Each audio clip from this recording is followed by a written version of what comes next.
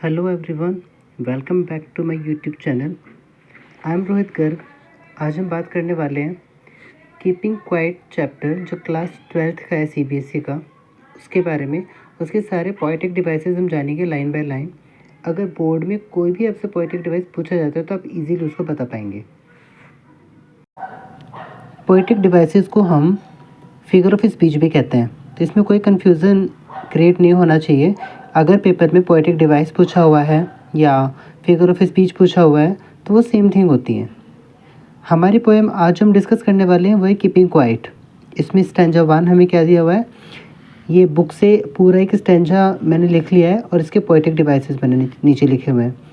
Poetic devices को जानने के लिए एक वीडियो पहले भी अपलोड हो चुकी है। बाकी हर पोएटिक डिवाइस को बताते हुए मैं उनको एक्सप्लेन भी कर दूंगा आपको। तो सबसे पहला हमारा स्टैंजा 1 है कि now we will count to 12 and we will all keep still for once on the face of the earth let's not speak in any language let's stop for 1 second and not move our arm so much. इसमें poetic device सबसे पहला है, इसमें assonance. Assonance होता क्या है, अगर कोई भी vowel sound like a e i o u, कोई भी वोवेल साउंड किसी भी एक लाइन में, दो लाइन में अगर बार बार रिपीट हो रही है, उसकी साउंड निकल रही है बार बार, तो समझ जाओ कि वो एजोनेंस है। इसी के साथ एक और आपका यूज़ होगा कॉन्सोनेंस। कॉन्सोनेंस में क्या होता है, कॉन्सोनेंट होता है वो। कॉन्सोनेंट की अगर साउंड कहीं भी रिपीट हो रही है बार बार, आप समझ जाओ कि वो कॉन्सोनेंस होगा। फिलहाल एजोनेंस की बात करते हैं। तो इसमें लिखा हुआ है कि प्रोमिनेंट साउंड ऑफ ओ, इसमें ओ का प्रोमिनेंट साउंड आ रहा है। कौन कौन से लाइन में आ रहा है, now we will count to 12, now we will count to 12। तो दो तीन बार ओ का आप इसमें साउंड चेक कर पा रहे हो। सेकेंड है not move our arm so much, इसमें नॉट मूव आर और फिर सो, इतने सारे वर्ड्स में ओ रिपीट हो रहा है बार बार, तो इसलिए एजोनेंस है। सेकेंड पे आता है हमारा एनाफोरा। एनाफोरा क्या होता है, repetition of the word at the beginning of 2 और मोर लाइन्स। अगर 2 या 2 से ज़्यादा लाइन में एक ही वर्ड बार बार रिपीट हो रहा है तो समझो कि उसमें एनाफोरा है। जैसे इसमें 2 लाइन्स में कौन कौन सी दी हुई थी, let's not speak in any language, let's stop for 1 second, दोनों में स्टार्टिंग में लेट्स आ रहा है, इसका मतलब इसमें एनाफोरा है। थर्ड पे आता है एलिट्रेशन। अब एलिट्रेशन क्या होता है, repetition of a letter at the start of closely placed words. जो वर्ड्स बहुत क्लोज रखे जाते हैं, ऐसे नहीं कि बिल्कुल बराबर में रखे जाएँ, कोई बीच में 1-2 इन ऑन एट वगैरह आ सकते हैं, लेकिन बहुत पास पास जो रखे जाते हैं और उनमें कोई लेटर रिपीट हो रहा है तो समझो कि वो एलिट्रेशन है। जैसे वी विल, इसमें स्टार्टिंग में लिखा हुआ था यहाँ पे वी विल, तो डब्ल्यू डब्ल्यू, यहाँ पे भी वी विल डब्ल्यू डब्ल्यू 2 बार लिखा हुआ है, तो इसका मतलब यहाँ पे है क्या, ये हमारा एलिट्रेशन है। ये क्लोजली प्लेस्ड हो रखे थे, एक साथ रखे हुए थे, इसलिए इसमें आगे वी विल, इसमें लेटर डब्ल्यू जो है वो बार बार रिपीट हो रहा है। इसका सेकेंड स्टैंजा देखते हैं। It would be an exotic moment without rush, without engines, we would all be together in a sudden strangeness, fishermen in the cold sea would not harm whales and the man gathering salt would look at his hard hands। इसमें poetic device कौन कौन से हैं, सबसे पहला हमारा आता है एलिट्रेशन। मैंने अभी एलिट्रेशन पीछे ही बताया था आपको कि कोई भी लेटर जो होता है वो बिल्कुल बराबर में रखा होता है, क्लोजली प्लेस्ड वर्ड्स होते हैं। जैसे इसमें डब्ल्यू के बारे में बता रखा है, डब्ल्यू कहाँ पे आ रहा है, इन वी वुड। एस कहाँ पे आ रहा है, सडन स्ट्रेंजनेस। एच कहाँ पे आ रहा है, हिज हर्ट हैंड्स। ये आपने देखा कि एक साथ आ रहे हो ऊपर वाले स्टेंचा में, तो इसका मतलब इसमें एलिट्रेशन है। सेकंड आता है सिंबोलिज्म। अब ये सिंबोलिज्म क्या होता है, the poet has use the fisherman as a symbol of an oppressor. इसमें एक जगह पर फिशरमैन के बारे में और वेल्स के बारे में बताया गया था कि कोई फिशरमैन किसी भी वेल को हार्म नहीं पहुंचाएगा।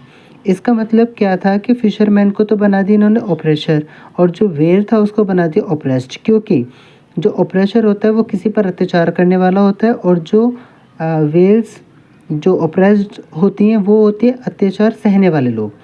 तो फिशरमैन को ऑपरेशर का रूप दे रखा है और जो वेल होती है उसको ऑपरेस्ड का रूप दे रखा है।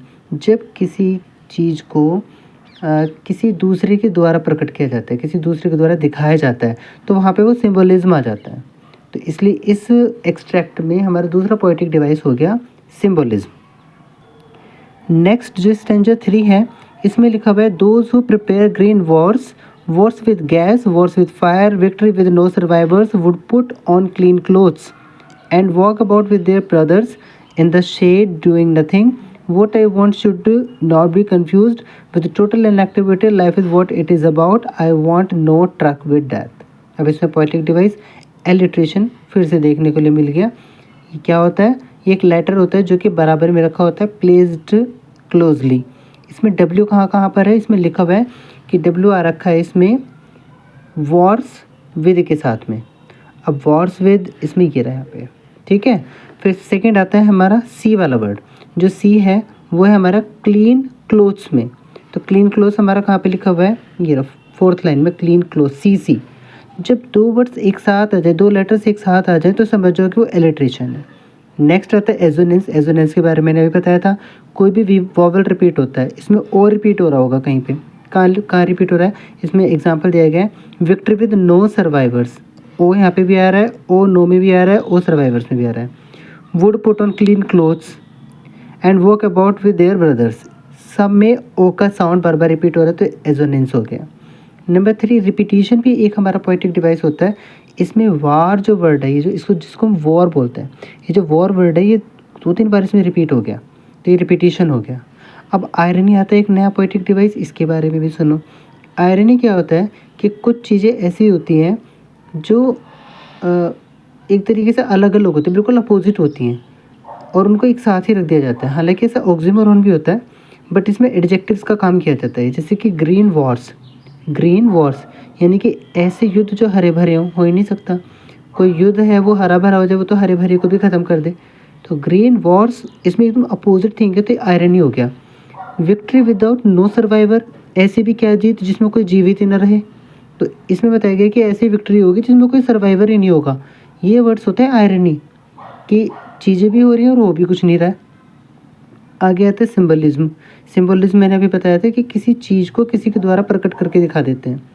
Clean clothes is a symbol of peace. इसमें बोला हुआ था कि सभी लोग क्लीन क्लोथ्स पहनेंगे। तो क्लीन क्लोथ्स पहनने का मतलब ये था कि शांति बना के रखेंगे। तो यहाँ पे किसी भी एक वर्ड के द्वारा कोई दूसरा पार्ट हमें बताया जाता है, समझाया जाता है, लेकिन वर्ड को चेंज कर देते हैं उसको सिंबल बनाने के लिए, तो उसको सिंबलिज्म कहलाता है। नेक्स्ट स्टेंजा पे आते हैं। Stanza 4, if we were not so single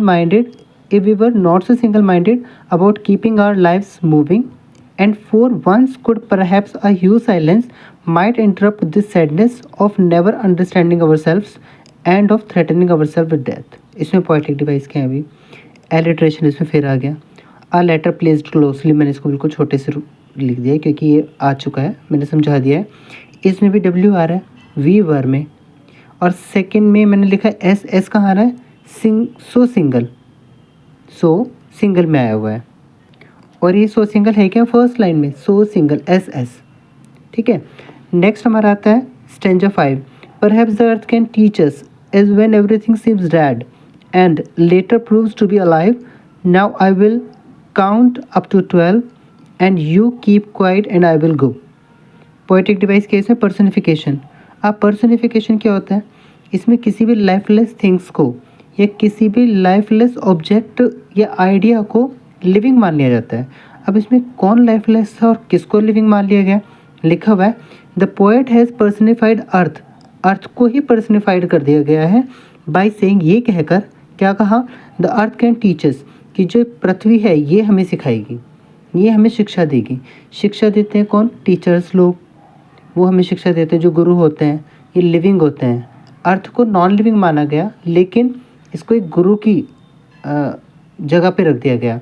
तो किसी एक आइडिया को या किसी भी ऑब्जेक्ट को जब लिविंग की जगह रख दिया जाता है तो वो पर्सनिफाइड हो जाता है। तो ये पर्सनिफिकेशन इसके अंदर हो गया।